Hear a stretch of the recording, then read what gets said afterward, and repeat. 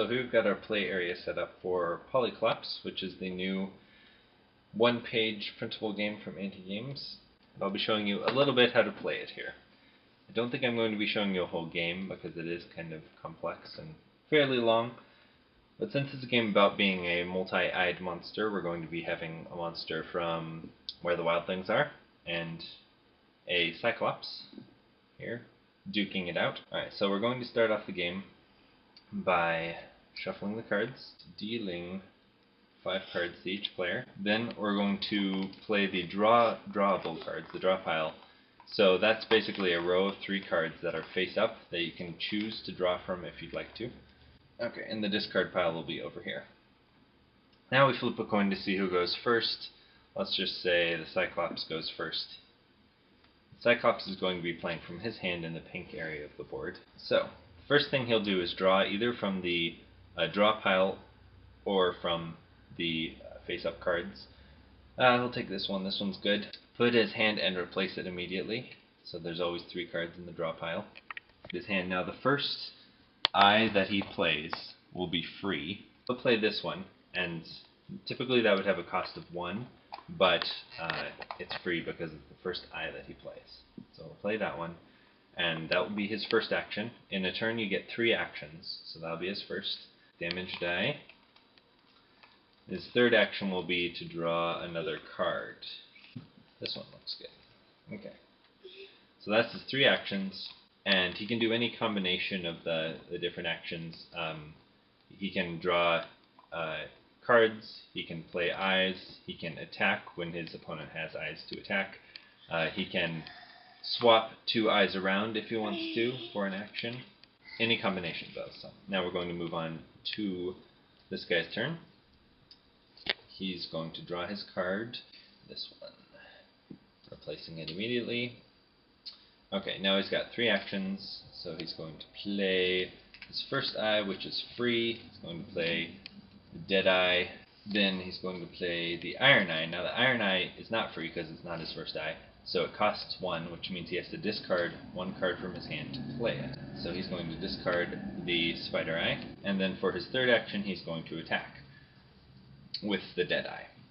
So what this does is the first attack, you score their first box here. So it's 3 for the dead eye and 1 for the damage die. Then you put a counter on there which keeps track of where the score is for the eye. So next time the dead eye score will be 2 and the damage die will still be 1. And then you will move the bean on to keep track. So it basically is just a continuum of scores that you move the coffee bean along to keep track of where they are. So this socket corresponds with this on the socket on the scoreboard.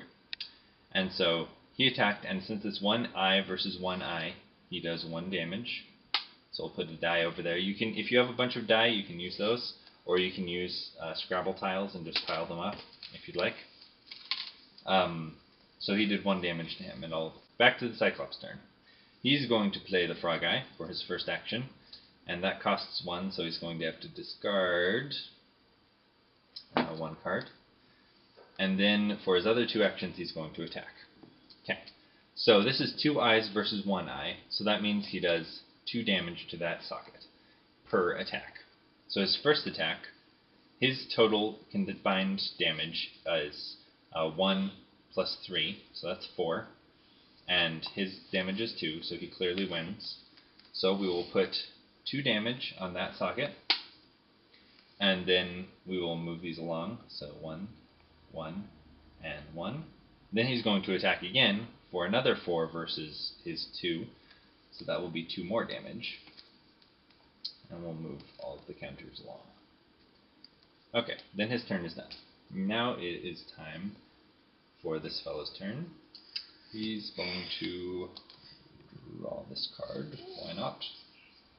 This card costs 3, which isn't great. But this card back here. Now, the difference between the cards that can be played in the first row and the cards that can be played in the second row can be seen in this second little box here. It is the number of arrows. So the first row is 1 arrow, the second row is 2 arrows, and the third row is 3 arrows.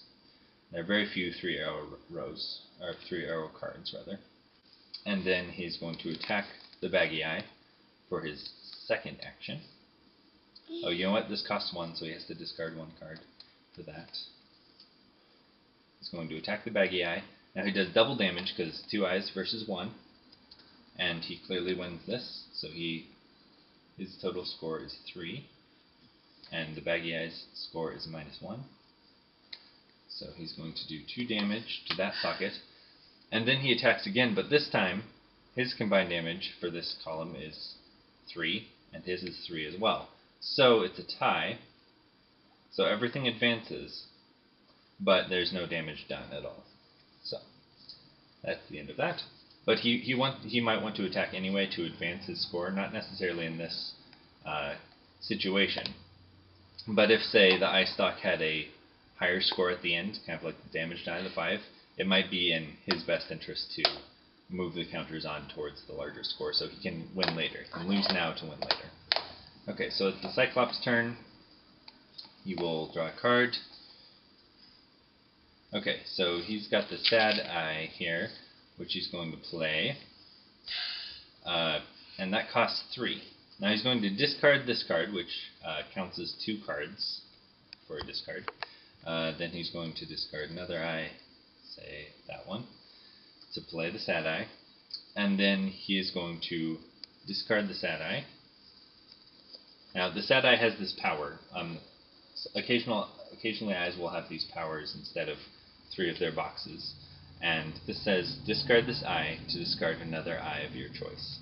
So it's going to discard that to get rid of, let's say, the iron eye here.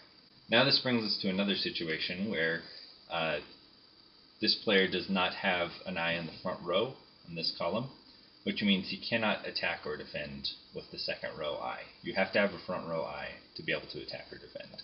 So he's going to attack twice with the baggy eye, and he automatically wins both times. He'd win anyway, but even if this eye had a higher score, he cannot attack or defend since he's on the second row and has no front row eye. So that's good to remember. That will add 2 damage to this socket for 2 attacks. And then his turn will be over. If the card has a die icon on it, then you simply roll a die to determine what that eye's score is for that turn. Now, it doesn't stay, so the next time you get around to that die icon, you have to roll again, so it's not a persistent score. 3 arrow eyes, there are 2 of them in the deck. They cost quite a bit, but you can put them on the 3rd row here, and then that will give you a really good advantage against the other side. One more thing to cover here is the idea of gouging. So this is how you win the game. So it's kind of important.